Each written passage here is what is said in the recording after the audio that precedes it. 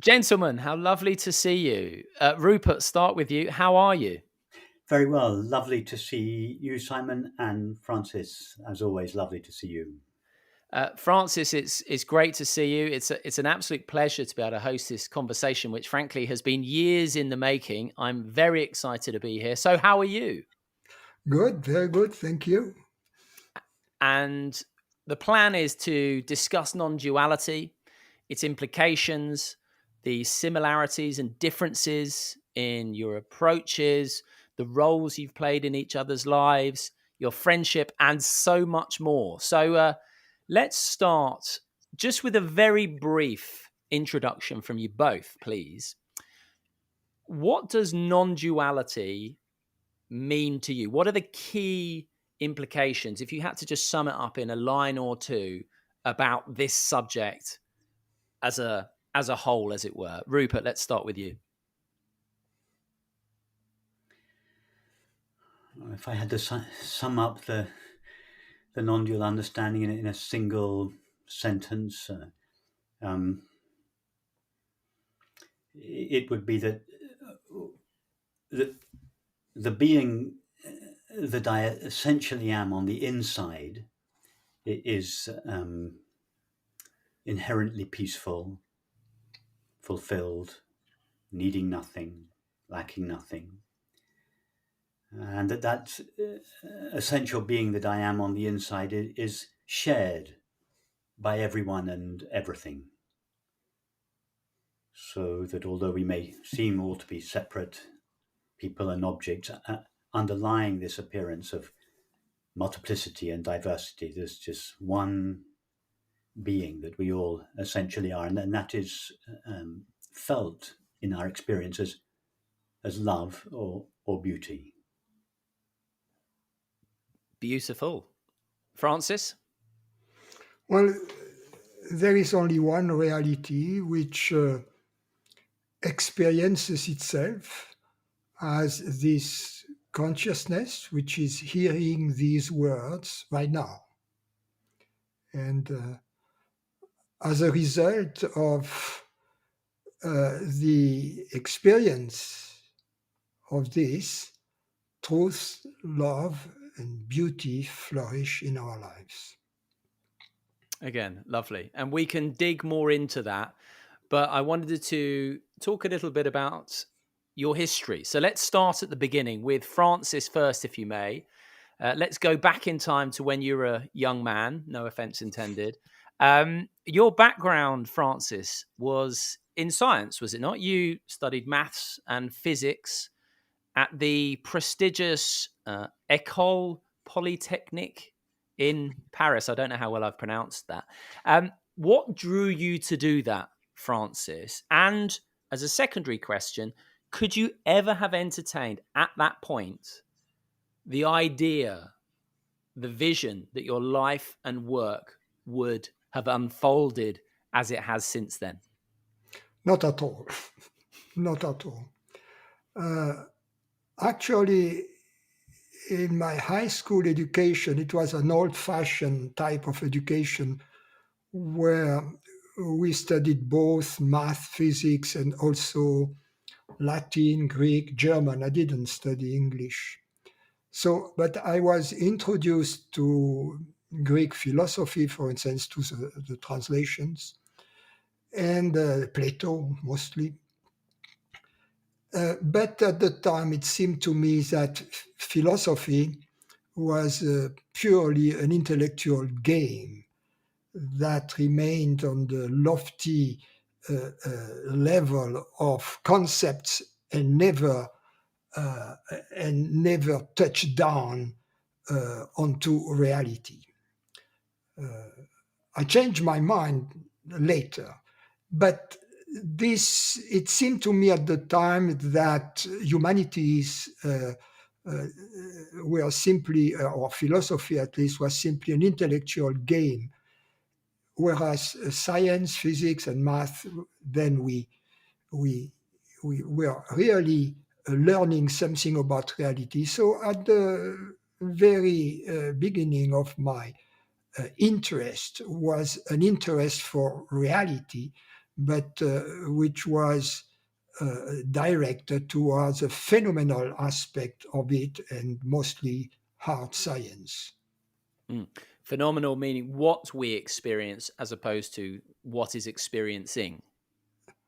Yes, meaning the visible, what can be perceived through the senses.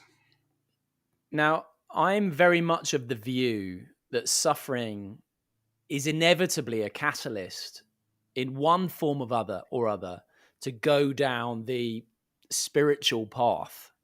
And in your case, Francis, I believe that suffering manifested as shyness, particularly when it came to members of the opposite sex. Is that correct? Was that the catalyst? No, I have mentioned that was not the only aspect of suffering. Really, when at some point very early on, I had checked all the boxes on the recipe for happiness that my parents and society had given me. And at the time, I was getting through a divorce. I was sick. I had hepatitis. And I was very dissatisfied with my job. And so I kind of hit the bottom there. I understood at that moment that these recipes for happiness didn't work, and I was really desperate. It was not only an issue of shyness. No, it was more deeper than that in my life. It was more a sense of ultimate failure and a sense that I was out of sorts. Having tried everything, nothing had worked. Nothing would ever be working. I had no solution for the main issue in my life, which was the desire for peace and happiness and harmony. How old were you at this point, and what was the job that you were doing? I was at the time working for the Department of Defense. The best description in English would be a scientist working with the design and the development and testing of missiles. And my field of responsibility was all the air-to-surface and air-to-air missiles that we were developing. And when you started on the spiritual path, which I believe was precipitated by coming across a Krishnamurti book in a Parisian bookshop. That's true. I've done my research. I can tell. Did that then make you question the work you were doing and ultimately stop it? The work I was doing, I had already realized that I was not interested in it because I was using very little of the math and physics I had learned. I was very much over diplomed, and at that time I wished I had instead chosen to go into research, either in math or in physics, which was also one of the natural exit path out of Polytechnic.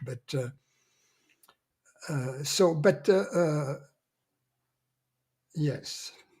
And this Krishnamurti book, though, had a profound impact on you. Yes. I immediately I read the book right away, and then I went back to the bookstore. It was in the Latin Quarter in Paris, which was my former campus.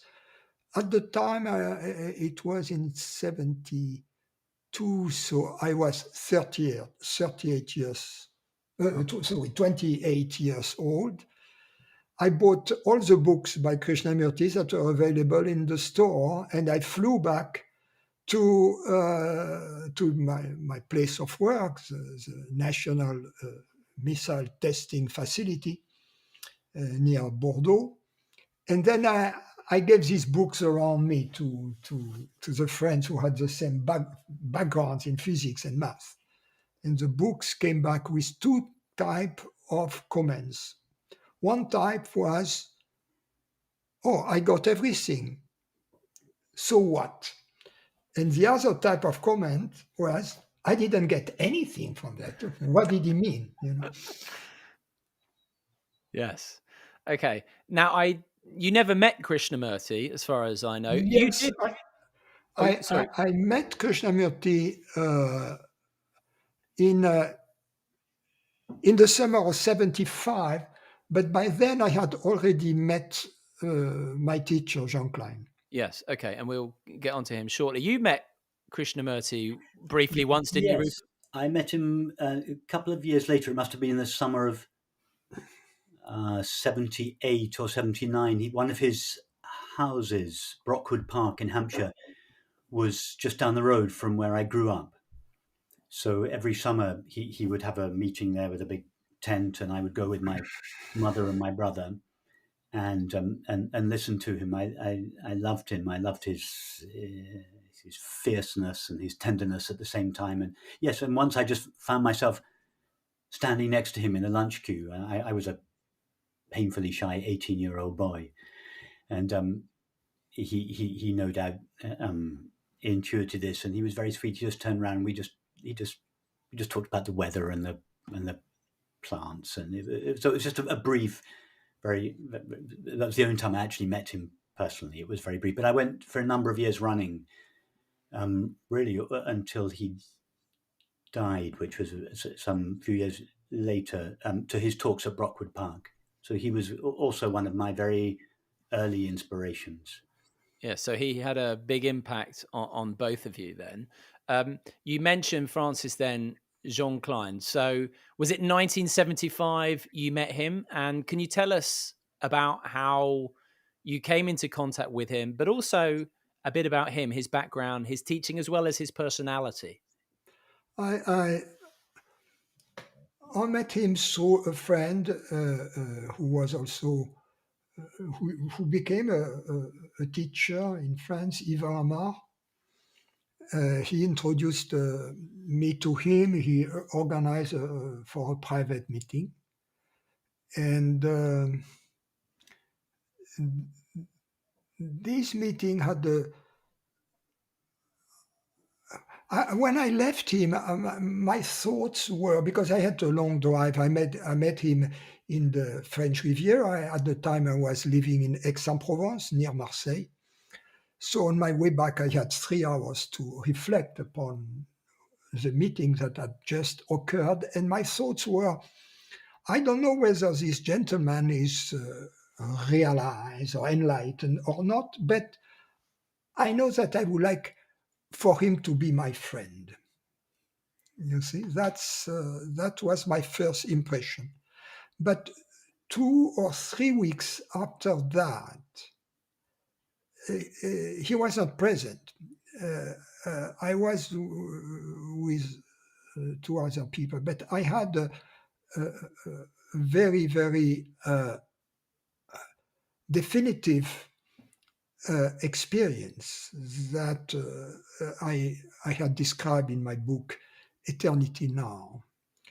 And but because Jean was not present, I didn't know whether he was instrumental in it until a year later, at which point I knew that he was my teacher, and then I didn't really visit other teachers unless I had to. Unless he introduced them to me, like people like Wei Wu Wei or Walter Kears. But other than that, I had completely lost interest in meeting other teachers. I just became his student and friend. What was he like as a person?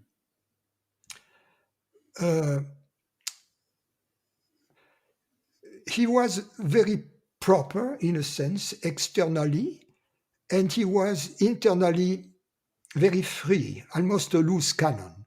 So there was a big contrast between an Eastern European old-fashioned gentleman on the outside, and when you knew him better, this freedom inside.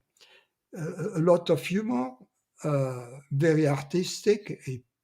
We went often to concerts or operas together. I started playing the flute. He was teaching me music. He was an accomplished violinist. I was very fortunate because I became very close. And I had long vacations. I had 7 weeks of vacation every year. And I spent all these weeks of vacation I had in private, spending them, most of them with him privately, 1 month in a cottage above Montreux in Switzerland, and 2 weeks in the French Riviera, where I was a guest of the house. That lasted for 9 years up until he moved in part to America, and he asked me to move also to America. So then this... in the morning, we would have yoga, Jean, another guest in the house. I mean, the guests in the house changed. I was the one who was always there, but there were various guests in Switzerland. So we would take the furniture out of the living room onto the deck, and we would do yoga. He would sit on the sofa, and we would meditate, and we would do the yogas, and we put the furniture back, we have breakfast, and then the conversation would start. I mean, it was jokes, and in the beginning I had a lot of questions. So I would question him all day long about the truth. Yes. But then there were less questions after 1 or 2 years, and it was mostly fun, jokes, talking about art, about poetry, about my field a little bit, physics and math. He was not into that very much. Yes, I've heard you talk about your propensity to hit him with a barrage of questions during one trip, for example, to Cannes when the film festival was on. There was a 3-hour drive and you were hitting him all the way there. And then you went for a meal and surrounded by film big wigs, and you're in this little ocean, a bubble of serenity, and then even went to the urinal and you couldn't stop with the questions. Anyway, I'll stop there, other than to say, I know you were with him essentially up until his death. So that was many years. At which point did you realize, I have made this teaching my own? Oh, it was right away. I come from a background of science, and we are naturally independent scientists. Once the mathematician has understood the proof of the Pythagorean theorem or of the Grothendieck theorem, then you own it. It means the truth is there for everybody. Nobody owns the truth. Yeah. So, yes, I was very aware that whatever I understood and whatever I experienced, I could share it. Yeah. Right? And so a group in Bordeaux started around me, and I would send these people to Jean-Claude. They would attend his retreats, etc. And then when I moved to America, because I had all this experience with Jean, and Jean was relatively new to America, in the Bay Area, a group also started. But I wasn't. I was working at the time. I wasn't traveling. Or I started traveling really in 1995. And strangely enough, it was the year when he stopped teaching. I visited him in Gordes in 1995, in Gordes, France. I was living in America at the time, but I was on a trip in France. And he organized a dinner for me. He was already weak, but he had all his mind. He was taken care of by an old friend of ours, an old disciple of his. And we talked actually about my teaching. And when I left, he saw me out to the door. This friend was driving me back to the train station, and he told me, "Well, Francis, I know that you talk from the experience of the truth," and that was his way of approve of my teaching. I never asked for permission. I find that preposterous. If you ask for permission, it means you are not really secure with your experience. You can run by your teacher, what do you think about teaching? Can you give me some advice? That's very different. But this question of permission to teach, lineage, it comes from different cultures, and also it comes from monasteries where the successor of the head monk, not only the requirements are not only the requirement to have the experience of his or her true nature, but in addition, to be a good manager. I would be a very poor manager in a monastery, I must say. It would be a mess. So, had John Klein created a monastery, I would have been a very poor candidate for that. Yes. But I don't think it was his intention to do that, to create a monastery or, for that matter, a religion. Rupert, I feel like I've been neglecting you somewhat. Not at all. I'm enjoying the conversation. Yes. Not at all. So I want to come to you and your path and your journey. And similar to Francis, I'd like to as well start with suffering, because as I've said earlier, and I've said to you before, my sense is that suffering is a vital catalyst to propel people along this path. And you've often spoken about that moment when you were a young man and you used to disappear up the hill to make the phone call to a girlfriend, until one time the call was over in 30 seconds. And that precipitated this understanding that happiness being dependent on something outside of you or something objective was doomed to failure.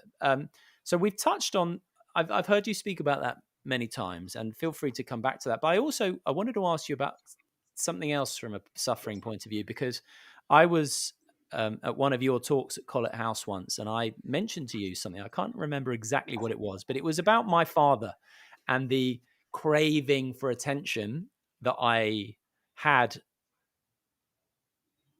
I craved his approval when I was young, and I rarely felt like I got it, which I recognize now was a projection, just in case Dad is watching. But I remember you saying that, correct me if I'm wrong, you had a bit of a similar feeling with your father, and also even that you developed something of a stutter when you were younger. So did any of that play into your quest, let's say, of this exploration?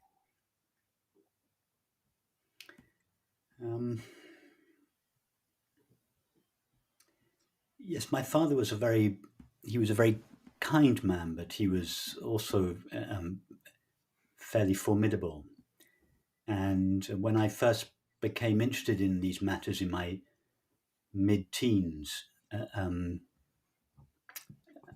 I was reading Rumi was my first introduction, and I later learned to meditate in the classical Advaita tradition. But during my late teens and early 20s, when I was just beginning to explore all these matters, I was not, I couldn't explain what I was doing to him or to myself. I had an intuitive understanding that the teachings of the Shankaracharya, Rumi, Ramana Maharshi, all the people that I was were reading, I had an intuition that what they were saying was true. I kind of knew that what they were saying was true, but I didn't understand it.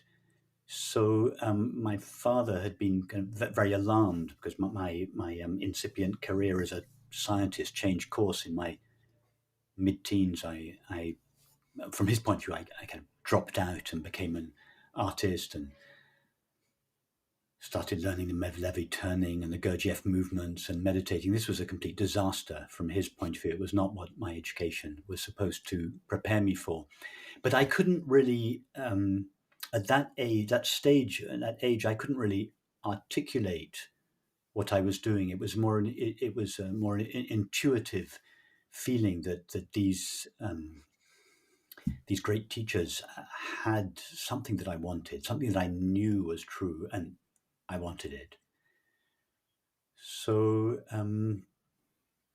so the next 10 years with my father were difficult. They always, whenever I would go up and see him and have dinner in London, they would always end up in me falling silent and frustrated, and him being exasperated. But as you say, most young men want the approval of their father. And it was not for many years later that came. Of course, on the other side of my family, I had my mother who was as extreme as my father, but at the other end of the spectrum, who introduced me to the non-dual teaching and the Mevlevi turning. So I had these two very powerful, different influences in my life. In the early years, my teens and my 20s, my father was a force that I had to fight against. He was everything, like a lot of young men. I had to tear myself away from my father. I had to find myself in contrast with him. So they were years of struggle with him. But many years later, that conflict resolved. We became very close. And although he never really intellectually understood what I was speaking about or writing about it, he was very respectful. He came once, shortly before he died, to a meeting I did at, you were probably there, Simon, at Alternatives in Piccadilly in London. And he told me just a couple of days beforehand, I'd like to come to one of your meetings. I was absolutely astonished. He'd never shown any interest at all. Anyway, so he came and so I thought to myself before the meeting, okay, the entire 2-hour meeting, I'm going to speak as if I was speaking to Dad. Everything I say, I want it to be clear, simple, rational, and experiential. And then the next day, I had this very sweet email from him. He said, it just said, my dear Rupert, I didn't understand a word of what you said last night, but I was very impressed with the way you conducted the meeting. And then he described the way that I had spoken, the way that I sat, the way I listened, the way I considered. And I realized that that he had understood something. He had understood a quality, and that he had been untouched by it, although his rational mind was not able to articulate it. He wasn't able to square it with his rational mind. So that was a moment of, I suppose, recognition from my father. The recognition that you spoke of, that I craved as a teenager. It came much later, and I was very touched by that. It was something of it was a real healing of our friendship, and really from then on, during the last few years of his life, we were very close, very respectful, very loving, very, very close. Yeah. I remember you saying, whether it was in answer to my question or someone else's, that the connection with your father really deepened when you no longer needed anything from him or sought anything from him. And that speaks to this understanding, doesn't it? It's very true. I think as soon as he felt that I was autonomous, that I wasn't a young boy, a young man looking to derive my sense of authority from his approval, I think he felt then Rupert's his own man. And in fact, it was a few years before this. He had come down to my studio in Hampshire, where my first studio was, and it was only one of two times when I saw my father with tears in his eyes. And he said, having fought with me about turning away from medicine, becoming a potter, and all that time, and he said, "I'm envious of you, Rupert. I'm so glad you didn't follow me into the city. You did exactly the right thing. You have a wonderful life." And again, that it was a kind of acknowledgement from him that what I had done, tearing myself away from him, it was the right thing to do, and that I was independent. And I think when he felt my independence and my authority, then our relationship, it became an equal relationship. That the hierarchy that is implicit in the early years of a father and son relationship, or a parent and child relationship, hierarchy was taken out of the relationship, and it was mutual love, mutual respect. And the last 10, 15 years of his life was really a beautiful relationship, and I know he felt the same thing. Yeah.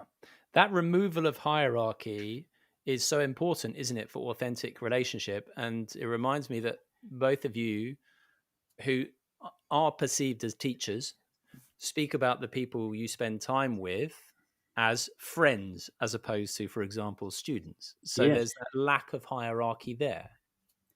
I remember a specific occasion. Do you remember, Francis, the after the burns, the barns had burnt down at Church Farm, and we had the we decamped to the Russian dacha in the woods in Shropshire, and we were having the retreat there. And I remember after one of the evening meetings, we were talking actually about intimate relationship, and you said in that conversation, for there to be true intimacy in a relationship, there can be no hierarchy. And then you said exactly the same is true of our relationship. Exactly the same is true of the teacher-student relationship. For the true friendship to develop, for the teacher-student relationship to develop, evolve into a friendship, the hierarchy, there can be no hierarchy. And it was very true. I felt that was actually the beginning of a kind of turning point in our relationship, where the teacher-student relationship evolved into a friendship. And so, just one more thing to say about that, Simon. So when I started speaking and writing about these matters, I resolved as far as possible not to impose the hierarchy of the teacher-student relationship onto the people that attended my meetings. I thought, if after these years with Francis, I had learned what the real quality of the friendship that can develop in exploring these matters. Why not start like that?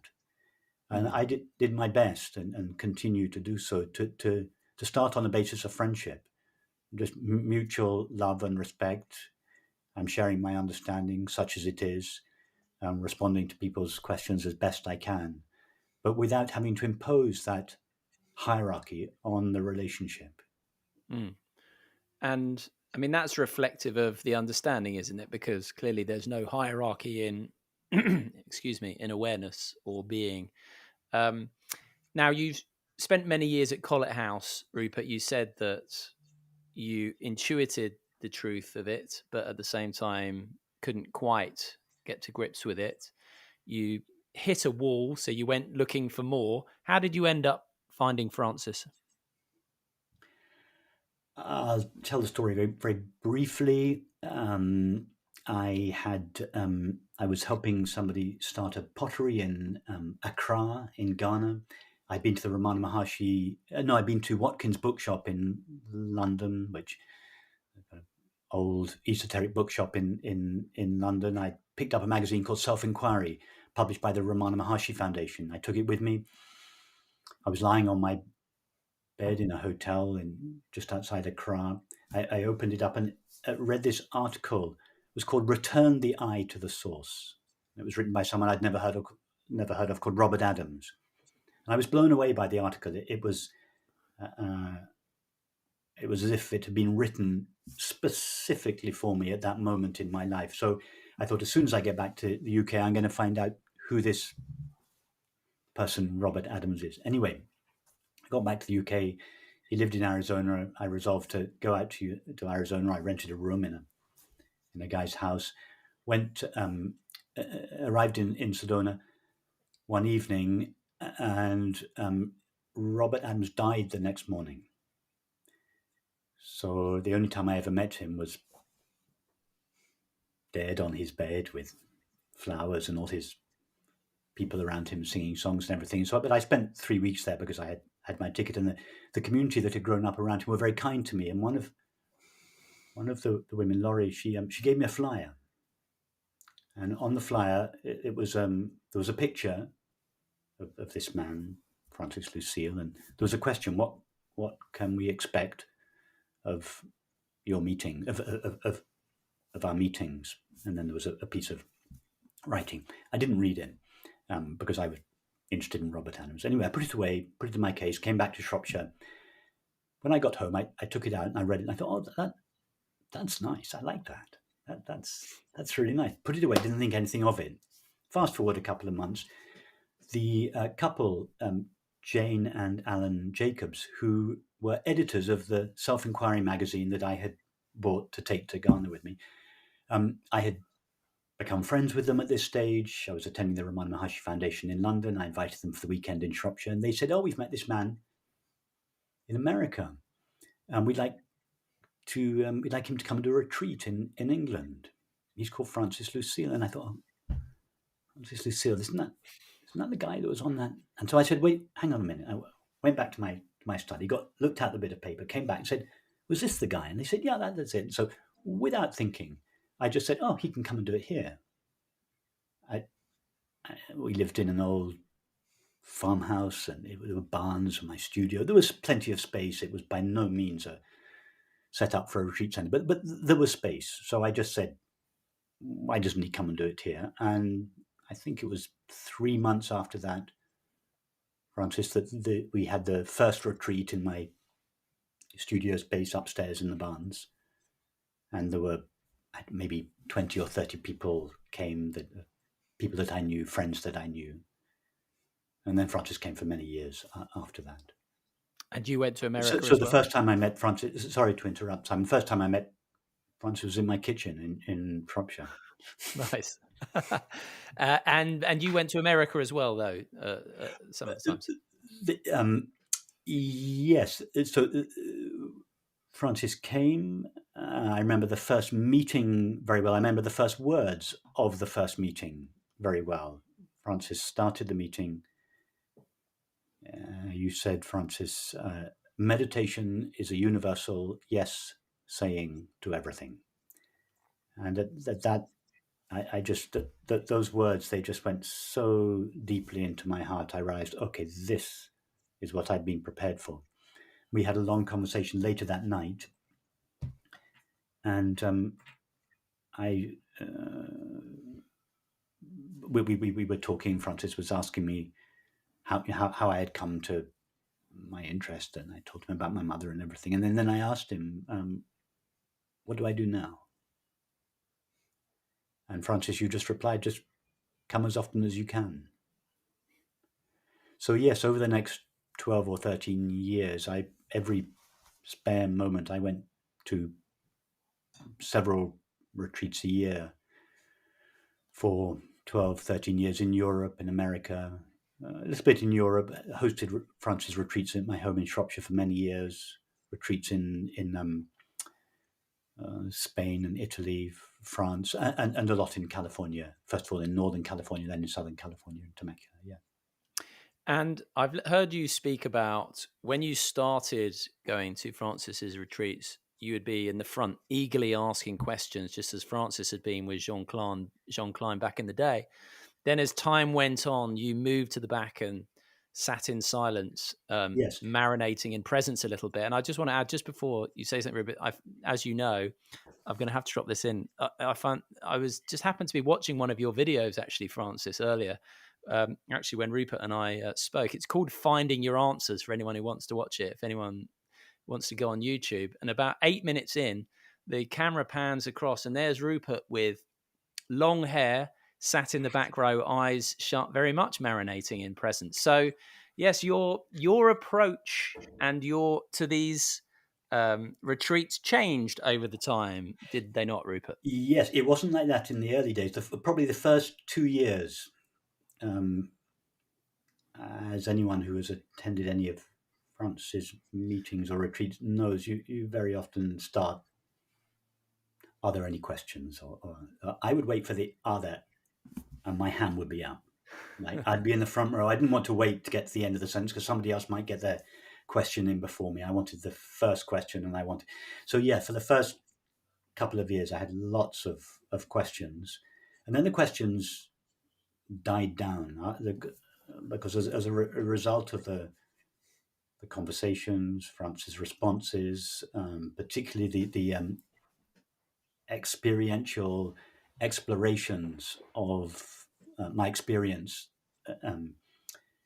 that Francis led during the meditations. It just became clearer and clearer. So there were these series of recognitions, numerous, all over probably for the first couple of years. So, and then I was asking questions about that. But after that,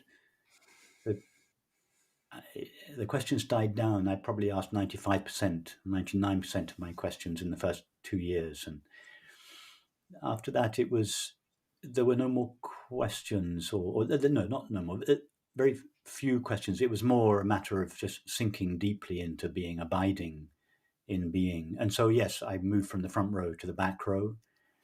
I would listen to the conversations, but it was as if I turned the volume right down in my mind. I could still hear them. If something I was really interested, I would turn the volume up, and I was just listening, but in a very, I wasn't grasping for anything. It was a very relaxed listening.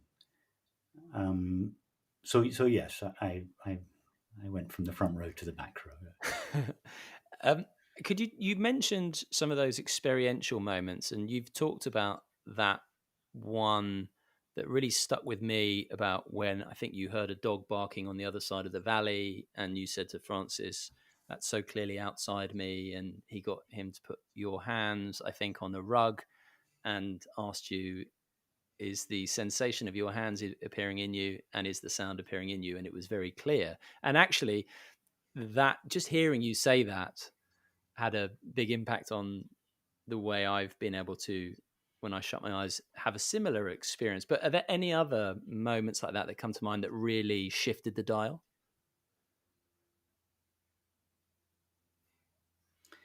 There were so many moments, Simon. That was one of the.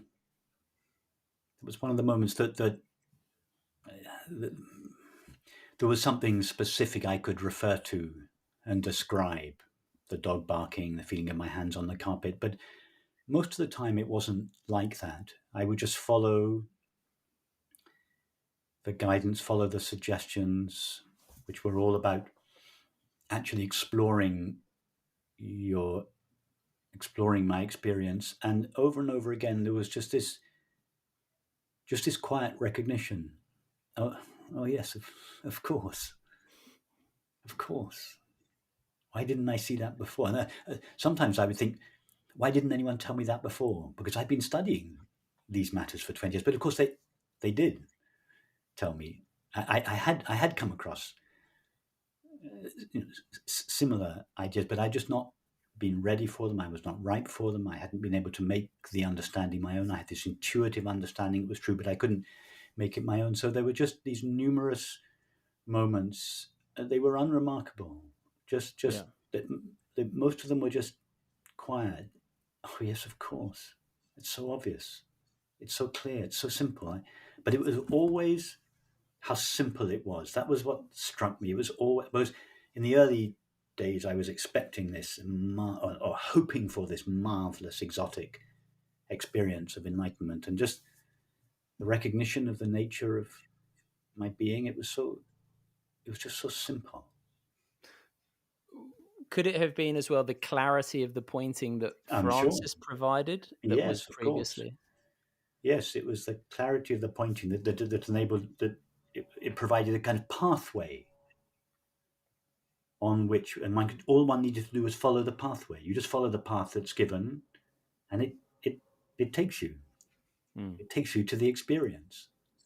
So yes, absolutely, it was very much to do with the clarity, the simplicity, the directness of the pointing. But I should also say, and it's not so easy to speak about this, that it only one level of the understanding is articulated in words, in pathways, in explorations, in yoga practices, and there's something else goes on underneath the threshold of the mind, which I think is equally important. Actually, I think it's more important, but it's less easy to speak of that. But so I just add that because it wasn't just the clarity of the pathways; it was the quality of the quality that was so present in the relationship, in the room, in Francis, in the teaching. It was something that is difficult to speak about, but which is the real import of the teaching. Okay. It's difficult to speak about, but I'm going to ask you if you can just touch on it. And also perhaps if Francis, if you as well are able to be in touch with what Rupert's pointing to there, if it's of such significance. I would say that I had a very similar experience with my teacher. That in beginning there were questions and questions and questions for perhaps 2 years.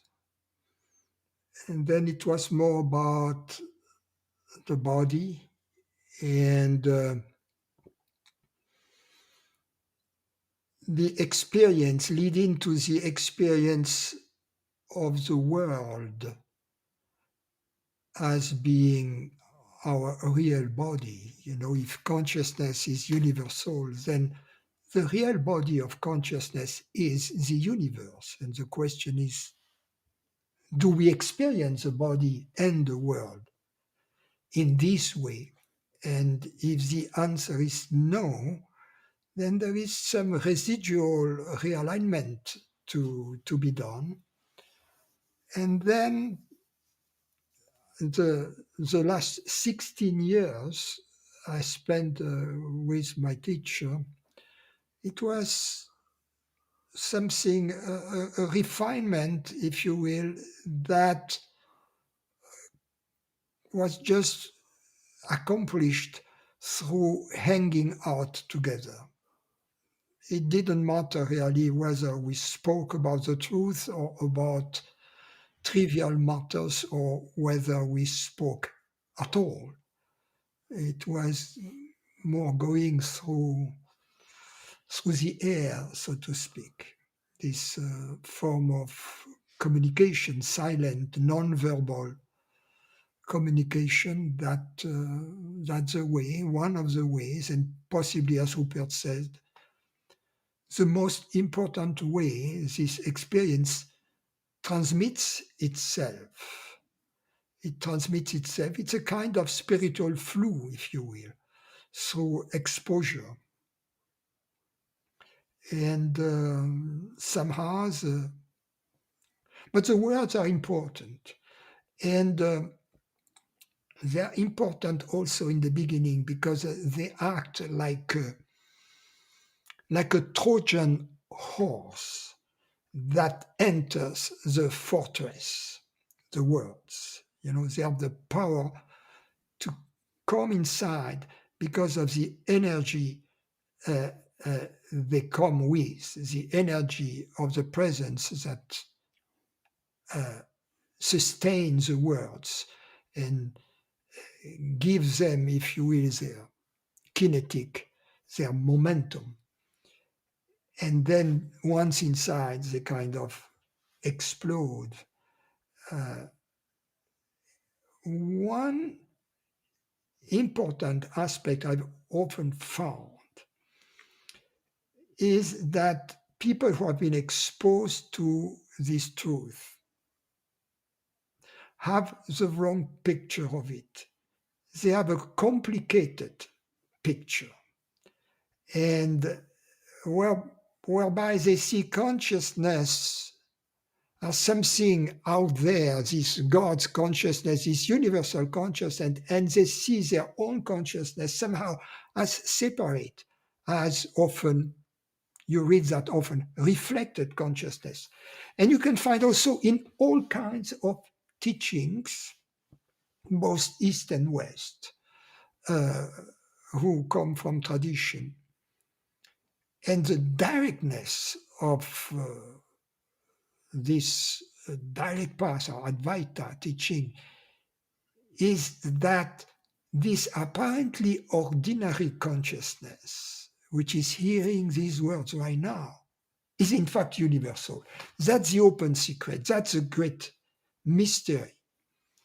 And I found that for many truth seekers who have come to me over the years, that was often the last obstacle. This duality of consciousness, this duality between mind, this non-acceptance of the possibility that their very own simple, apparently ordinary consciousness was in fact universal. Would you say this is the most important then recognition that awareness is not located in the body, but is in fact everything we see? This is the essence of it. And why then do you think it's the final hurdle for so many people? Because when you do recognize it, it's pretty obvious. Someone I spoke to put it in a really nice way. It goes from invisible to subtle to obvious. And it does seem that way to me, at least. Well, that's a glimpse. That's a liberating glimpse right there. The rest is just a matter of realigning the way we perceive the world, the body, the way we think, the way we interact with others over time, to realign that with this glimpse. But that's really the Trojan horse that penetrates and explodes. Up until that happens, we are not really on the path. We are merely on the path to the path. Yes. Rupert, I'm just going to put it in my own words, and then if you can take it from there, if that's all right with you. And a lot of this has come from the time I've spent with you, this simple recognition, which starts out as I'm a body and a mind in the world, and my awareness is within this body and the mind. Then I realize I'm aware of my thoughts, so my thoughts are arising in awareness, as are my feelings, but so are my sensations and indeed my perceptions, those perceptions that are outside. So a thought is in awareness, just as the sight of a cloud in the distance is in awareness, which suggests, therefore, that awareness is not here in me, but everything is in awareness, so to speak. And therefore, it's not that awareness is in the world, but rather the world is in awareness. And then the next step would be you cannot separate the world from awareness. So you realize, oh, there's only awareness. And then if there's only awareness, well, you can drop the name awareness, which is where silence comes in. And as Francis just said, it's about then realigning with the implications of that. Now, that would be my take on it. Am I missing anything? No, Simon, that's a He's a good student, Rupert. yes, I can't add anything to that. I could yes, I could just reformulate what you're saying, Simon. It just that if we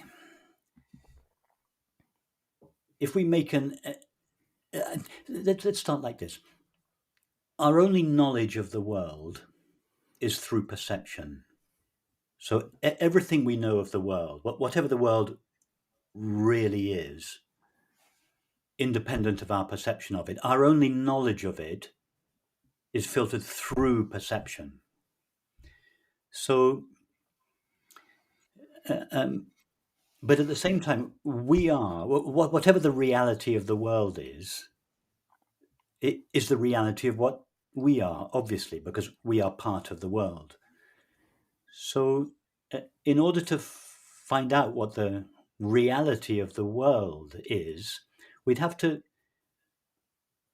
ask ourselves, if there was an experience that we have that is not filtered through sense perception, because any experience that is filtered through sense perception, through including thinking, through any experience that's filtered through thinking and perceiving, shares their limitations, and therefore we can't be sure that it would be an experience of unfiltered reality. It would be reality as it is filtered through sense perception. So if we ask ourselves, is there any experience we have of ourself that's not filtered through sense perception or not filtered through the finite mind? That there is one experience, just the awareness of being. That's the only experience that we have access to, that is the only direct experience we have that is not filtered through the finite mind, and that is our direct access to reality. So, and that's why so many paths, probably all paths, start with this inward facing. That's why in Christianity, the kingdom of heaven is within you. That's why the Advaita tradition, you start with turning away from the content of experience. I'm not my thoughts, I'm that which is aware of my thoughts. And but we discover the fundamental reality of ourself. And then if we explore that and we see that what we essentially are doesn't share the limitations of experience, of thoughts, feelings, and so on, that opens us to the possibility that the being that we are is the same being that underlies everyone and everything. So then we turn around, as it were, turn again towards the world from which we previously turned away, and we see that the world is an appearance of the same reality that we are.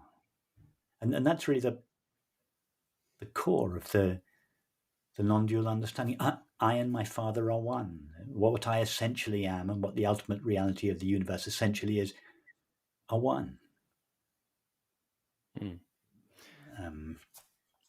Nirvana and samsara are one. But if I go to the essence of my mind, the aware, empty essence of my mind, and explore the ultimate reality of the universe, they're the same. It is the core understanding that this oneness or non-duality, and that's the experience of love. It's experience as peace on the inside, and love in relation to people and animals, and beauty in relation to objects and nature. So whenever we as a human being experience love or beauty, we are literally reality is as it were impressing itself upon our minds. It is an intervention. Love, the experiences of love and beauty are interventions in our normal finite way, a limited way of seeing things. They are interventions of reality. Yes. Yes, I remember speaking to someone about, Daka Keltner's his name, about awe. And he said the inner voice goes quiet, doesn't disappear completely. And I said, well, no, isn't it more that it completely goes quiet? That's when we experience beauty. And then the mind comes up, or thoughts come up and go, oh, isn't that beautiful? But it isn't the thought that is the experience of beauty. It's in that Yes, the silent. thought, it isn't that beautiful. That is the mind's misinterpretation of the experience. They think that the experience that precipitated the awe was itself beautiful. The sunset, the mountain, the tennis game, whatever. And then the mind then, and that brings the mind to an end. The awe brings the mind to an end. Then our true nature of beauty shines. But then the mind wrongly attributes that to the object and says, it isn't that beautiful. Yeah.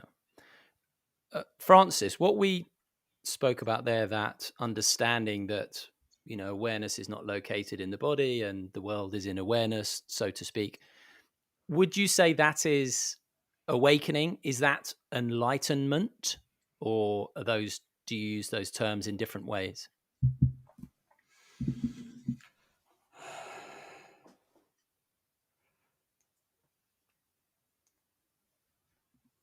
The moment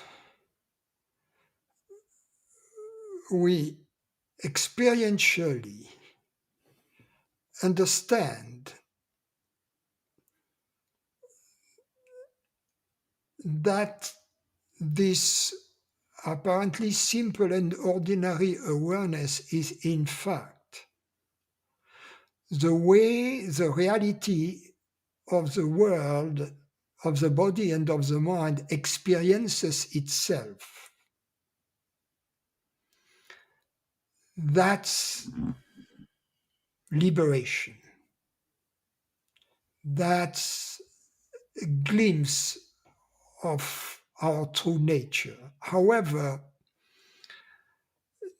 depending on the conditioning of the mind and of the body prior to the glimpse, the residues of the glimpse thereafter, on the level of the body-mind, may be either the creation of a doubt regarding the limited and body-dependent nature of awareness. Before the glimpse, we were adamant, we were certain awareness is dependent upon the body and dies when the body dies, or is dependent upon the mind, and its destiny is the destiny of the mind.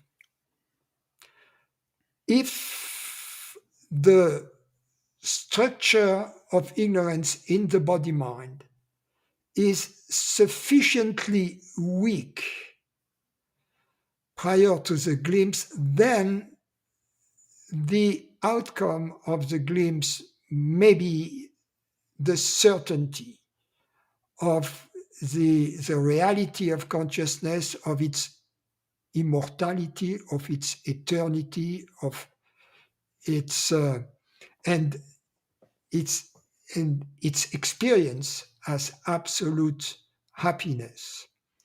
So there are these two options,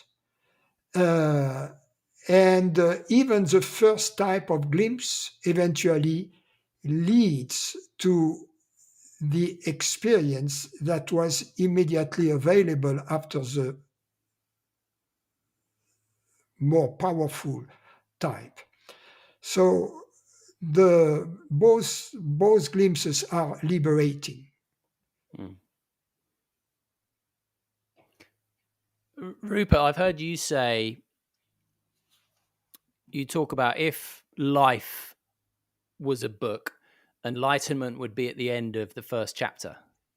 And then the rest of the book would be about aligning with the understanding. That is where the real work is done, is it not? Well, I think there's work to be done. There's an exploration to be done right from page one. Yeah. Exploring the nature of our essential self, the nature of the awareness or the aware being that we essentially are, and that recognition, not just that I am awareness essentially, but of the nature of the awareness that I am. Let's say that takes place at the end of the first chapter. I think the conversation you're referring to, I think I started by saying that there were 12 other chapters, and then I changed it and say actually that the book was never finished, because we can never say, I hope one can never say, that there is an end to the process whereby the way we think, feel, act, perceive, and relate are realigned with this understanding. I think that's certainly in my experience, it's an endless, to use Francis' word, an endless realignment, reorchestration of every aspect of one's experience, the mind and the body and the way we perceive the world, our actions, relationships. So yes, that's why I suggest, and I think I also, when I said that the recognition of the nature of our being took place at the end of chapter one, I was also trying to make the point that whereas many people, myself included, conceived enlightenment as a marvelous exotic experience, which is kind of the end of the road, so to speak, I was trying to suggest that it's actually there's nothing exotic about the recognition of the nature of awareness. It may have unusual or exotic effects on the mind and the body, but the actual recognition itself is transparent, silent. So I think I was trying to make the point that it wasn't something. Well, it's extraordinary and not extraordinary. It's ordinary, but the process of realigning one's life, having this new recognition as the foundation of one's life, the way one thinks, feels, acts, perceives, relates, and so on. That I think it goes on forever. I hope it goes on forever. It would be arrogant to think not, wouldn't it? I think it would, and I think it's very easy to project perfection onto dead teachers, because we weren't there in the kitchen with them when they burnt the toast, or when someone cut them up on the highway and they got we went. All those stories have been edited out, so it's easy to project perfection onto Jesus and Rumi and Ramana Maharshi, and please don't misunderstand me. I'm not suggesting that these people were not very, very fine, beautiful beings. I'm sure they were, but they were human. I don't think that If I can tell a story, we were in a retreat with Jean-Claude near Toulouse, and it was a nice afternoon. And the beginning of the afternoon, after dinner, almost everybody was out there. And Jean and his companion Christine and another friend of ours, Michel, get on his Mercedes convertible, and they were taking off to some. But in fact, the gear was the wrong gear. So as Jean started the car, it backed up into a wall, and it almost killed the friend who was in the back, with relatively high speed. And then the students who were there, a lot of them were disappointed seeing the accident and therefore the imperfection of the teacher, of the guru. Some, as a result of that, never came back because their idea was an idea of perception, of perfection in the flesh, and and of course that's ridiculous. The beauty of the living guru, that is one of us, or she is one of us, with all the humanity, with possible imperfection, possible flaws. I am not perfect. Jean Klein wasn't perfect. Rupert isn't perfect. You are not perfect. Well, Jesus you wasn't barely know me. perfect. Ramana Maharshi wasn't perfect. You see what I mean? Buddha wasn't perfect. He ate fish, right? And that killed him. But just... But I I think remember. Sorry, Simon, go on. just a quick one. I think it's interesting because, as you know, Rupert, I've spent many years as a sports reporter. Less so now, but I still do it. And I've seen sports people being put on pedestals and perfection expected of them. And the same thing is true of celebrity or whoever else. And to me, it's no different. Even in spiritual circles, when we put someone on a pedestal and expect them to be perfect, we are bound to be disappointed. And that comes back to what you were saying earlier, Francis and Rupert, in terms of that importance of getting rid of the hierarchy. And actually, credit to you both. That's why I like the fact that neither of you have changed your name.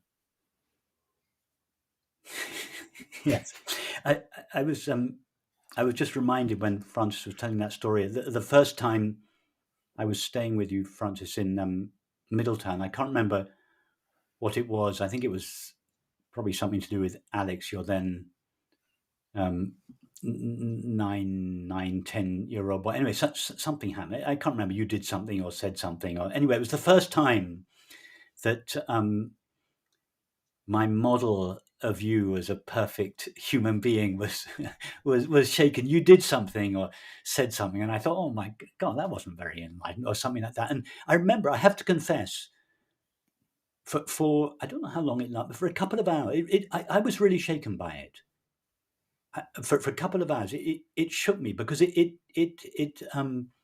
conflicted with my view of the perfect enlightened person. But then I suddenly, in the middle of this, I was thinking about this, and in the middle, I suddenly realized, no, you should be happy that this has happened, because it didn't make me doubt your realization, Francis. But I suddenly realized, wow, Francis can have this genuine realization and still not be perfect. That means I don't have to be perfect.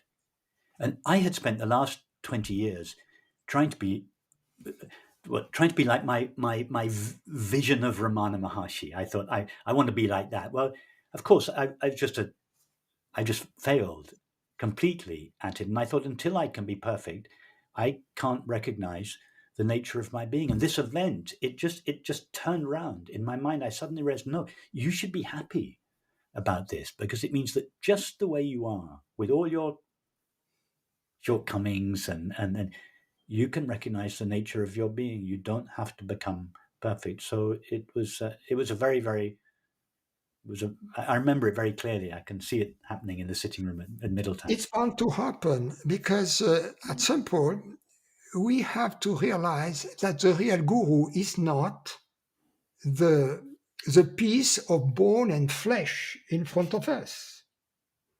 The piece of bone and flesh is just an instrument through which the truth appears to us, and the truth is efficient only to the extent that it touches our heart and our intelligence through this understanding.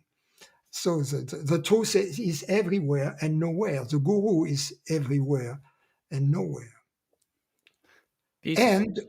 And this making the guru perfect is how religion gets created. You see, every year that passes by, the guru is jacked up by 2 feet or 3 feet above its prior altitude, so that after 2,000 years, it is the guru is lost sight of in the clouds, at least in Shropshire.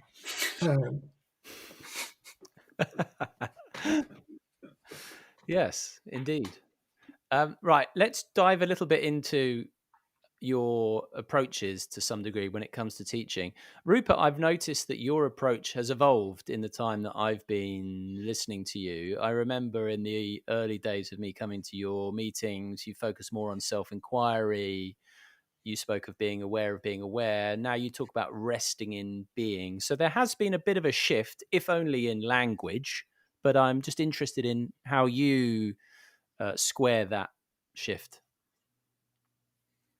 I think you're right, Simon. It's not intentional, of course. It's just something that happens. Obviously, the form of the teaching evolves all the time, or should evolve. If it doesn't, it becomes a religion. But the form of the teaching always evolves. The content of the teaching never evolves. But I think there has been an evolution, and strangely, and perhaps not so strangely, I noticed that the way that the way I speak and write have evolved is very similar to my evolution as an artist. There was this continual refinement and simplicity. In fact, that the process of my work as an artist for 30 years and now speaking and writing about non-duality, the two processes are uncannily similar. They both started pottery in relation to Michael Cardew. Well, my interest in non-duality didn't start with Francis. I'd been interested for many years before that. But when I met Francis, and Francis became my teacher, there was a very, very strong, these two really strong influences from Michael Cardew and Francis, and I was utterly devoted, immersed myself in both their teachings. But then when I started, in the case of the pottery, my own studio, in the case of non-duality, started speaking and writing on my own, there was this, I started just with the language that I had inherited from Michael Cardew and from Francis, but because I'm a very different character from both of them, the language evolved and it's carried on evolving. And this exact same process, writing and speaking about non-duality, that I went through in the pottery is happening now, this continual refinement. It gets simpler, clearer, more experiential, more direct, far less words. And yes, now there's the pathway gets shorter and shorter and shorter and shorter, and until you end up on the pathless path, resting in being. And in resting in being, there's no distance from oneself to oneself. So even the early pathways that you were familiar with, Simon, when we'd go on these lengthy explorations, really that I inherited from Francis. I'm not my thoughts, I'm that which is aware of your thoughts. You trace your way back through all the layers of your experience, and you eventually end up, so to speak, with the fact of being or being aware. Now, and I noticed that over the years, that pathway got shorter and shorter. It used to take me 2 hours doing a meditation to get, and then 1 hour, and then half an hour. And now I tend to start there. I tend to start with simply being and not end there. So the origin and the path and the goal. There used to be a distance between the origin and the goal, and there was a path between them.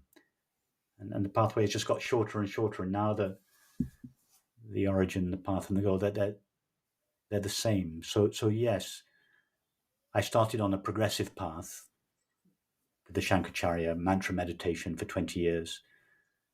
And then the direct path to tracing back our experience to its source, the fact of being or being aware. And now I find more and more, I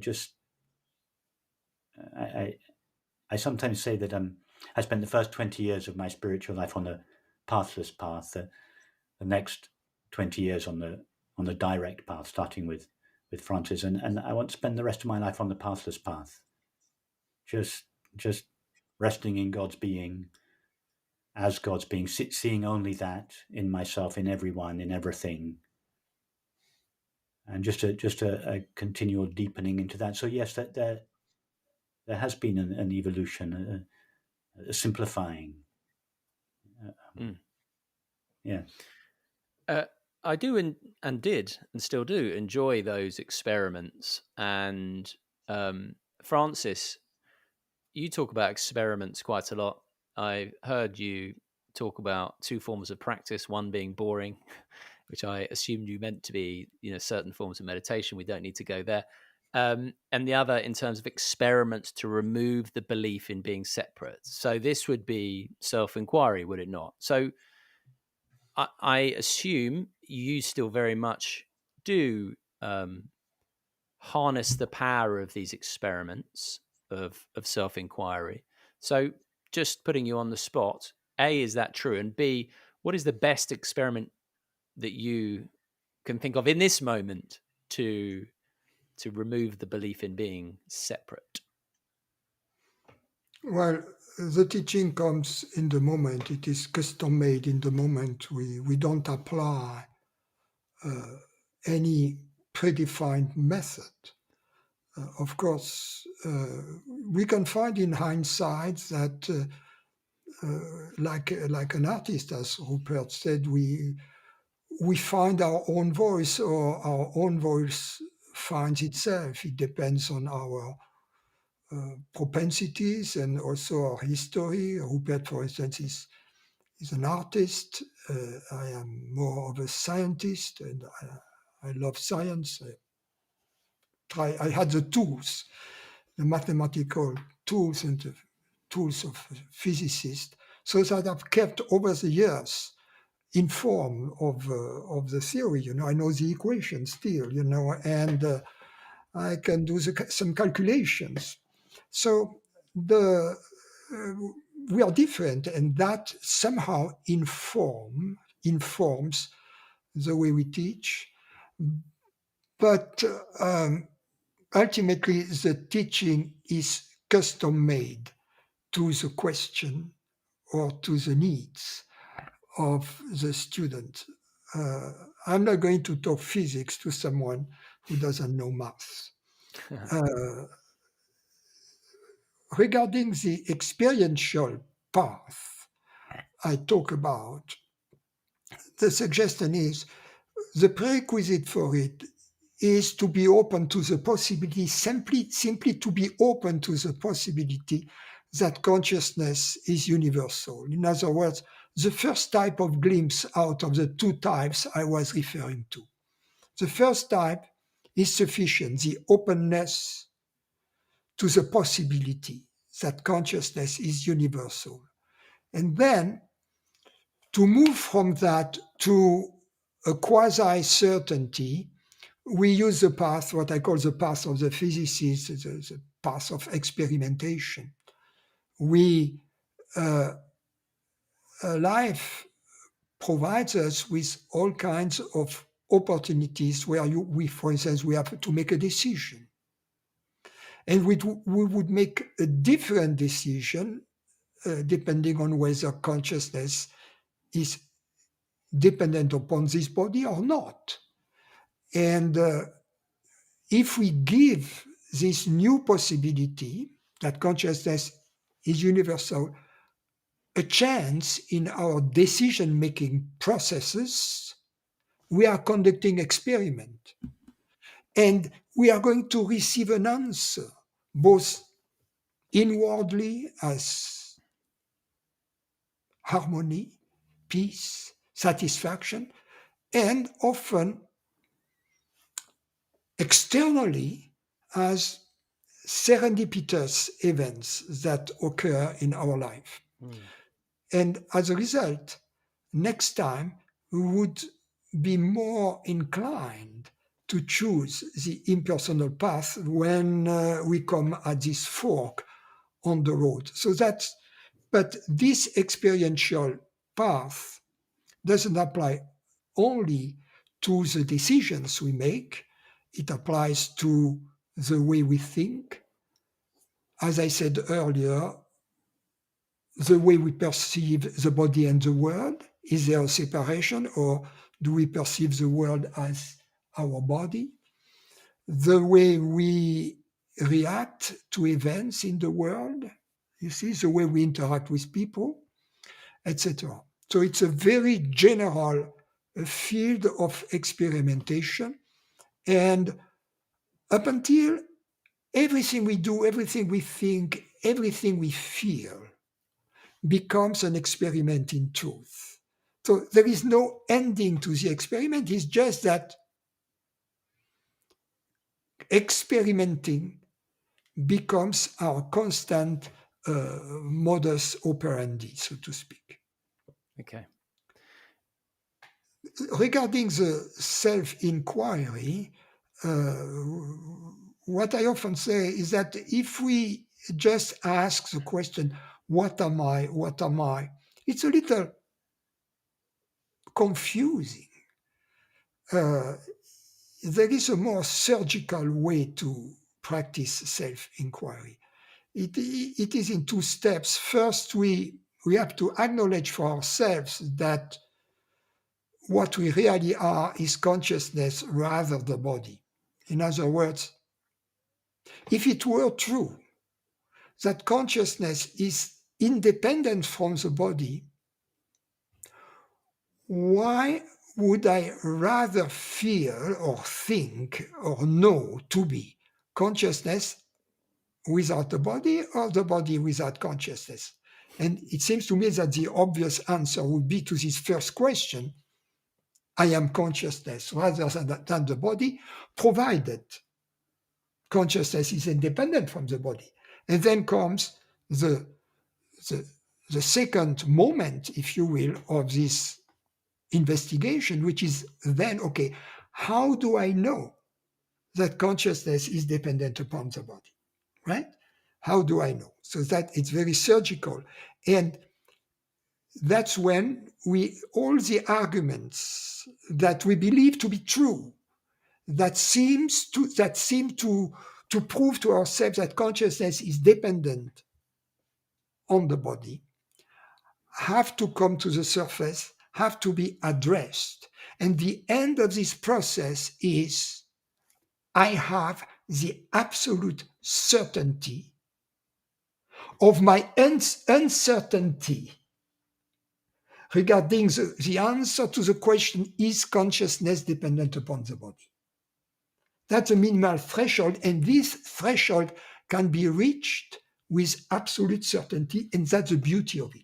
People often feel disappointed, but in fact, when they reach this, they have accomplished a lot, because from that moment on, they don't have to bang against this wall of trying to visualize consciousness, trying to find an answer to it. No. They have reached what needs to be reached. All they have to do is to stop banging at this door, which is never going to happen. They have to jump above this wall by simply living their life in the impersonal mode, or according to the impersonal mode. Okay, I'm just going to throw then, very quickly for both of you, a couple of the classic objections to the denial that awareness is located in the body mind. Number one, if I shut my eyes, I stop seeing. Number two, if I put earplugs in, I stop hearing. I don't know your thoughts. If I get punched in the face right now, it's going to hurt me much more than it's going to hurt you. So there's just a couple of simple ones there. And just brief answers, please. Rupert, how would you counter those evidence, quote unquote, that awareness is located in the body?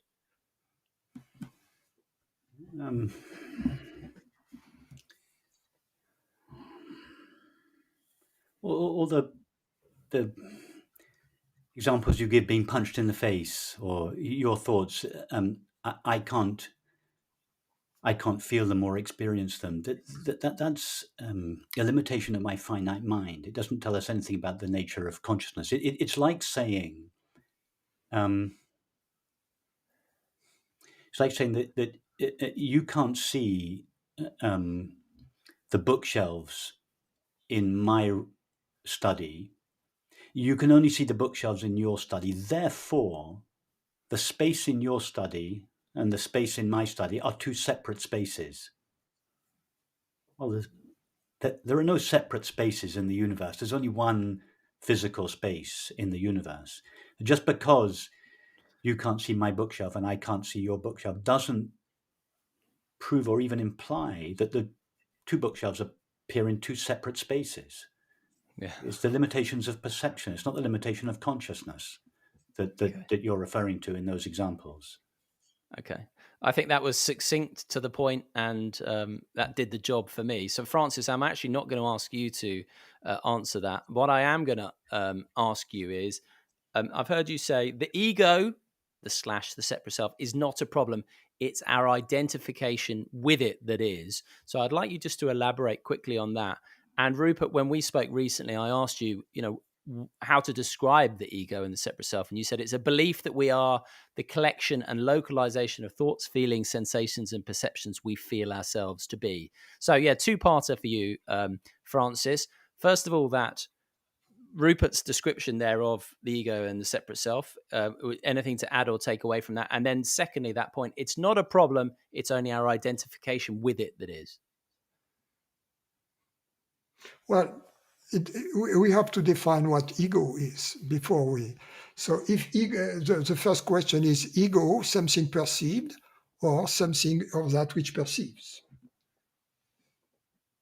Because if you ask a question, you have to know what you are talking about. So my answer to your question is the ego you are talking about something perceived or that which perceives? Yes, perceived. Okay, so you are that which perceives, and the ego is perceived. Regarding the answer to the question, and I would have given the similar answer to the answer that Rupert gave, the questions such as, how comes I'm not perceiving your thoughts, or all these questions. But just for fun, I have another answer to that, right? And the other answer is all these questions are based upon the assumption that there are two consciousnesses at least. And if we make the claim that there are at least two consciousnesses, do you make this claim out of experience or out of hearsay? If you make the claim out of hearsay, it has no value. But obviously, you cannot make the claim out of experience, right? Therefore, you have no evidence whatsoever for the claim you are making. That was fun. Okay. Okay, yeah. What about okay, so if ego is something that we perceive, so it's not a problem, but it's the identification with it, because we tend to, 99% of people tend to think that's who they are. That precipitates suffering on the inside and conflict. Yes, that's what I try to, of course, nobody is perfect, so sometimes I fail, but I try not to use the word ego, right?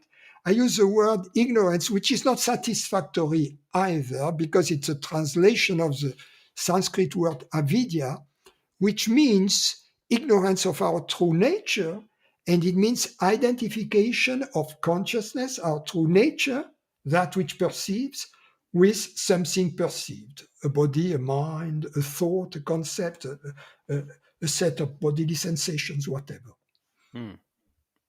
Okay, right. We're into the final stretch, gentlemen. So I've got the last few things. Francis, We have to run. We have to run very fast. Then we cannot stop running, right? Okay, here we go. Francis, this one for you. What do you think makes someone ripe, so to speak, to awaken? Grace. Rupert?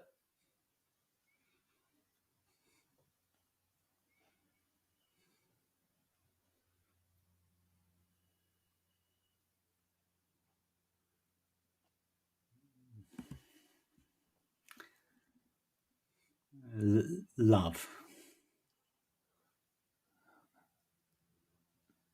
Lovely. To the extent that the person does anything, I know what you mean. Yeah. let's make a concession that there is a person that does something towards its own so-called awakening. Let's grant that it's not really the way it is, but let's presume that that's the case. What would be the one thing that person could do? What would, I think it would be love, love of truth, or however they conceive truth, love of reality, love of God. Mm-hmm. Okay. What about the compulsion there may be for more people, for a tipping point of people to come to this recognition?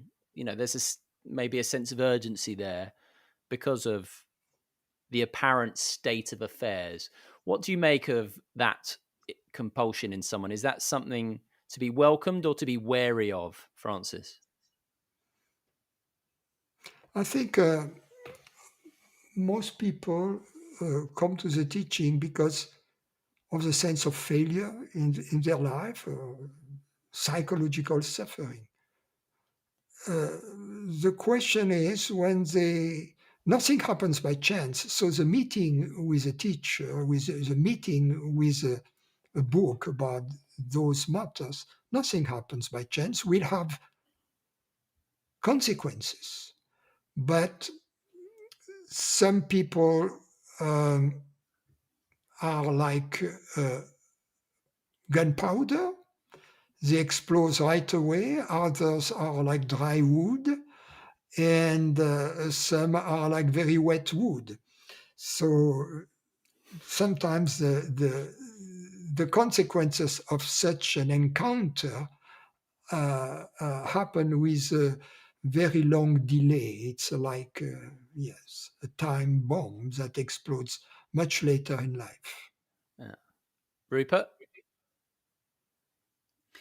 Simon, can you say the question? Yes. So this recognition, if it comes with a compulsion or a feeling of urgency, a feeling of people need to recognize this because the world's in such a state. If there is that compulsion or that sense of urgency in someone, do you think that's something to be welcome or wary of? You mean a compulsion, a sense of urgency to share this, To to share awaken it. more people?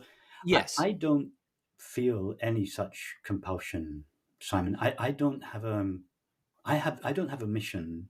I think it would be very arrogant, and I just speak for myself here. I would feel it was very arrogant of me to consider I've got a mission to awaken people. I don't have any such mission. But what if you don't personalize it and it's What I just you have, want to share I it? have a love of truth, or a love of God, a love of beauty, and I'm more. I don't consider myself a teacher. I consider myself more like an artist. You know, when a musician performs a concert, or when an artist hangs an exhibition of paintings, they don't think, I'm going to teach my audience. What they do think is, I have a vision of the world. I want to share it with anyone that wants to hear it. And the musician gets up and he or she, they express their vision for no reason, just for love of the music. They're not trying to convert anyone. They're not trying to teach anyone. They can't help it. They do it because they can't help it. They do it. If you have to give a reason for it, it's love. For no reason, for its own sake. I do what I do to the best of my ability for the same reason, which is for no reason. I just love it. love all my life, all my adult life. I've just loved truth and love and beauty. And I used to explore that and express that in my studio, in the pottery. And now I do it through, I make bowls out of words. It's the same, but I don't do it for a reason. I'm not trying to awaken anyone. No, I I mean, realize I misunderstood your question. okay. So, yes, I'm like a musician, and actually, as a musician, I was a pretty lousy one. It was my violon dingue, as we say in France, not my vocation. This is my vocation, but I feel like I am like a bird in the woods, singing its song, just for the pleasure of singing the song, whether there is nobody listening or there's someone listening in the woods or some other bird listening to my call. Doesn't matter ultimately. The pleasure is in the singing. It's just fun. Come on, it's just fun. Yes. Life is fun. Life is a celebration. Life is not something to get bored. Spirituality is not something boring. It's an explosion. It's an explosion inside. You become internally, as I said about John Klein, internally at least a loose cannon. I am a loose cannon internally and a little bit externally. That's my difference with Rupert. He's more British. I am more from the South. Okay, that begs the question then. How would you say the way you present the non-dual understanding differs these days, Rupert? Differs from Francis and yourself, if there is any. I don't know. It's been a while since I've attended any of Francis' meetings. I think Francis, as he said, is a little more French, and I'm a little more English. Francis tends to quote physicists, mathematicians. I tend to quote artists, poets. I often recite poetry in my meeting, so I'm a little bit more on the English and artistic, and Francis is a little bit more French and scientific, although I don't mean to say that Francis doesn't have a very deep appreciation of art and music, but that would be one difference of character and style of expression. Francis? I agree You've already with answered. what Rupert said. Yes. Okay. Different. We have different culture, different types of education, and we have different genes, right? I use my hands a little more. Oh, funny. Okay, now you mentioned science. I do want to ask, Francis, why do you think materialism has got humanity in such a tight bind? There's obviously the hard problem of consciousness, and yet, which comes back to your point. You've got to be open to the possibility that consciousness can be fundamental and universal. The hard problem of consciousness, to me, is clear evidence of that fact. And yet, scientists often say, but we will get there with a sense of certainty. In fact, as Rupert knows, I failed my GCSE physics. So my scientific qualifications are as low as they can get. And yet, I interviewed Carlo Rovelli. And to me, it's so clear what we're talking about in terms of things are being in awareness, so to speak. And I put this to him, and he said, no. And I quoted, obviously, David Chalmers, who came up with the whole problem of consciousness, and Carlo Rovelli, who's one of the best known physicists in the world, said something like 98 to 99% of neuroscientists would argue the opposite of David Chalmers, and that the momentum is moving away from the hard problem of consciousness. I can't understand this. Can you with your scientific background, explain why they are in such a bind and so close to this idea? Well, I think the problem is the following. Neuroscientists, they refer to the Department of Biology. The Department of Biology refers to the Department of Chemistry regarding the nature of reality, right? And the Department of Chemistry refers to the Department of Physics. So the one you have to really ask about matter and the physical universe are physicists. And they will tell you, if they are honest, we don't know what matter is. We don't know what particles are. We don't know what quantum fields are. We only kind of know how they evolve. We don't know what they are. It's the other departments that believe that the physicists know what they are talking about. But they don't know what they are talking about. If they are true and honest physicists, they talk about the how, not about the what, right? And the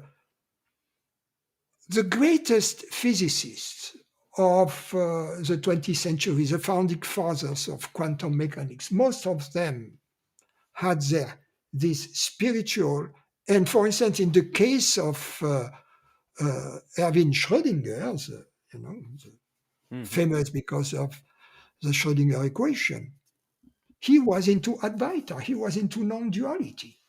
So, but Fermi, Max Planck? Max Planck. I put on my website lately a beautiful quote of Max Planck, where he says that we have to consider consciousness to be primeval. Yeah. Max Planck. Heisenberg, I think, as well. A little less Heisenberg.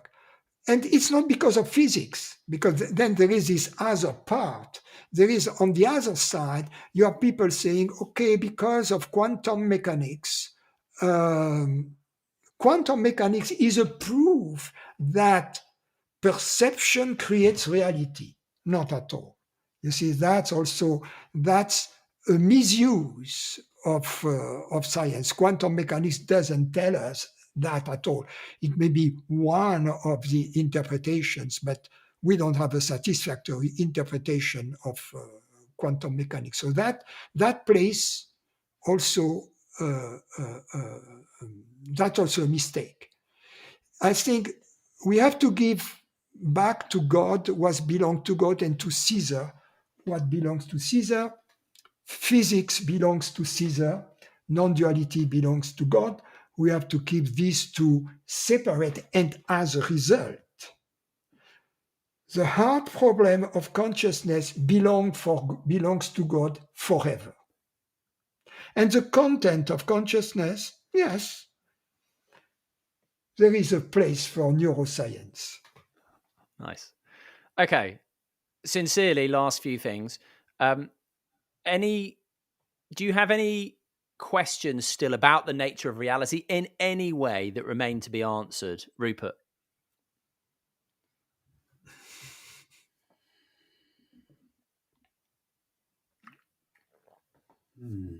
Questions about the nature of reality. I don't have a. I know that I don't have a question formulated in my mind. My engagement with reality is, I'm no longer debating reality in my mind. I did it for years. I thought about it non-stop for 40 years. And I'm just not doing that anymore. Which doesn't mean, I don't mean to imply by that I'm not doing that because I know all the answers. It's not that at all. It's just that my engagement with reality it's sunk down more into my heart, into my body, into my life. I'm not debating. I'm not reading avidly the way I used to, debating, questioning. It's just sunk down deeper into my heart. Okay. I just relate a story here. Actually, it was a conversation I had with Francis, and it must have been well, at least 20 years ago. It was in Shropshire. I was in Shropshire. Francis was in California. And as I said earlier, I had, in the first couple of years, I had asked Francis lots of questions. The questions petered out. But I noticed that there was still the fuel behind my questions had not been exhausted. The impulse to ask a question, although the questions themselves had dried up. So I wanted to express this to Francis, because I could feel the unspoken question, the impulse that from which the question comes, although there were no words to it. So I called Francis and I said, Francis, I have I explained this to Francis and said, so my question is my silence. And there was a long pause on the other end, and Francis said, my answer is my silence. And that was a kind of, in a way, it was a turning point. In a way, it was the beginning of what I've said to you just now. It was the beginning of the end of my questioning at a rational level, thinking nonstop. I don't think very much about these matters anymore. I think about them if you ask me a question, I think about it. But during the day, I don't think about. I used to wake myself up at night. I used to dream about these things. I don't now.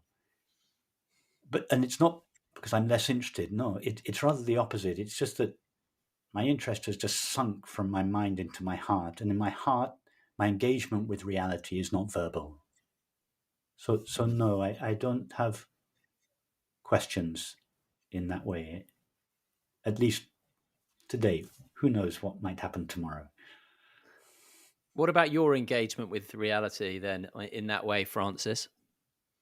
Oh, same as Rupert, I don't have questions about what is reality, because reality is reality itself. It's like, what is music? Everything I say is just a concept. Music is what takes place when I am in the concert hall. So reality is this right now, and always.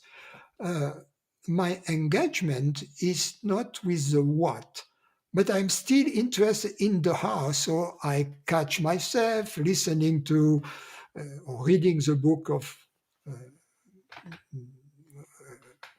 Carlo Rovelli, for instance, and others, and all the big question about the unification of the two main theories of physics. But that's just my hobby, Yeah. and it's. I do that with pleasure, but it's not. I do that for entertainment purposes. And one of your other entertainment avenues is, of course, tennis, Francis. So just humour me here. Are you a Federer, Nadal, or a Djokovic man? I was more of a Federer, but the back of my spine doesn't allow for rotations any longer. So I think I am quitting tennis for an unpredictable future. But I went back to skiing, which is a more symmetric sport. So I hope that Rupert will join me on the slopes next winter at some point. Yes. Well, you should consider paddle, by the way, Francis, because there's less rotation with that. Just to quickly, I mean, I know you. Look, come on. Paddle would be completely, how can I say that? An unacceptable downgrade. Okay. Yeah. Anyway, I'll leave the tennis questions there. Listen, I'm going to wrap it up there, and I'm going to say it's been an absolute pleasure spending the last period of time with you both. But I just want to share one final thing, which is something that Rupert once told me, which I thought was really beautiful. I don't know if you've ever heard this, Francis. Either way, but he told me about a dream he once had, where I think he, he was he was in a room. Let's say he was in your house, Francis, and you came in, and he put his arms around you, rubbed you on the back, as I seem to remember him saying, which is something that you do, and said, "Thank you, thank you, thank you, thank you for allowing or facilitating to some No, it was degree." just thank you, thank you, thank you. That was all. That was it. Okay. But then, all right, Rupert, correct me if I'm wrong. You dissolved into Each other. each other and then came back out. And it was a beautiful dream. You could And, tell it and much better than me, no, Rupert.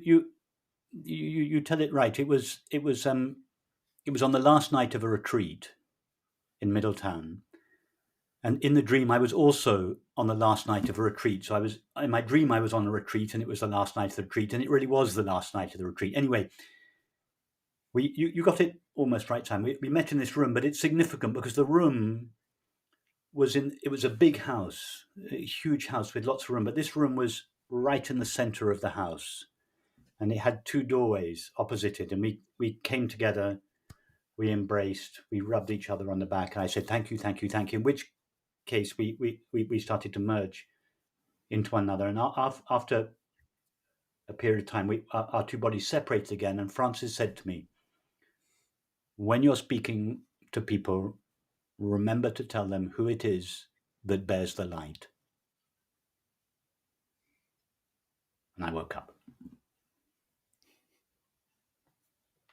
Beautiful. Have you heard that before, Francis? I, You have. I have, You have. You may yes. have forgotten, but you have. Okay. Well, These are very special dreams. Yes, yes. yeah. Well, listen, before I go, is there anything else you would like to say before we bid each other adieu, Francis? No. Good. Well, all I'll say then is, as I said, it's been a real pleasure. Thank you so much, both of you. It's been a joy. Thank you, Simon. Thank you, Simon. It's very, very sweet. Thank you. Thank you, Francis. Thank you both. Very sweet.